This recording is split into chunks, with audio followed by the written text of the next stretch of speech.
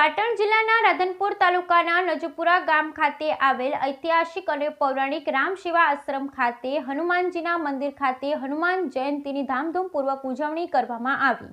રાધનપુર તાલુકાના નજપુરા ગામ ખાતે આવેલ રામશિવા આશ્રમ ઐતિહાસિક અને પૌરાણિક શ્રી હનુમાનજી મંદિર ખાતે હનુમાનજી દાદાની જન્મ જયંતીની ઉજવણી કરવામાં આવી।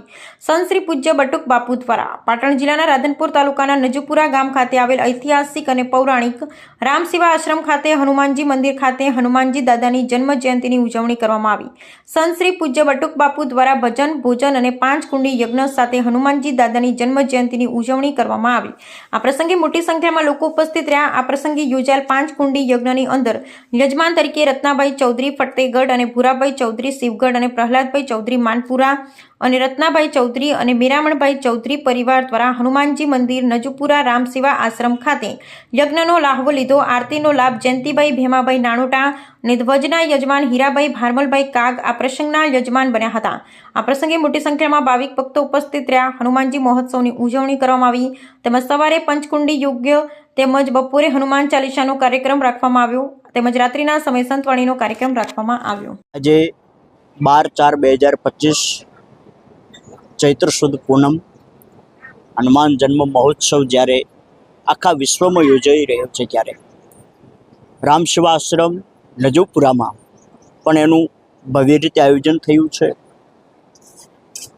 તો જેટલા રામના મંદિરો નથી એટલા જ હનુમાનજીના મંદિરો છે અને છતાં પણ જે વ્યક્તિએ આટલી બધી સેવા કરી, જેણે રામની પાછળ પોતાનું યોગદાન આપ્યું, હનુમાનજીએ કોઈ દિવસ એવું વિચાર્યું પણ નહોતું જીવનમાં એમના કે હું આનો અનુગ્રહી છું। પોતે તો રામ ભક્ત છે અને પોતે તો રામ કામમાં વધારે એમનો રસ છે, પણ છતાં આખું જગત જ્યારે હનુમાનજીને સ્વીકારે છે અને કળિયુગનો માત્ર એક એવો દેવ છે કે જે બધાની મનોકામના પૂર્ણ કરે છે, જે બીજા દેવતાઓ કાર્ય ન કરી શકે હનુમાનજી કરે છે। આપણે જે રામાયણ પણ જોઈ શકીએ છીએ કે જે રામ સુધી નહોતા પહોંચી શકે એવાને હનુમાનજી રામ સુધી પહોંચાડ્યા છે।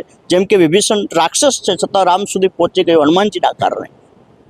સુગ્રીવ લોભી છે, કામી છે, બધું જ છે, પણ છતાં રામ સુધી પહોંચ્યો છે કારણ કે હનુમાનજીનો આશ્રિત છે। એમ જેણે જેણે હનુમાનજીનો આશ્રય કર્યો રામ સુધી પહોંચ્યા છે।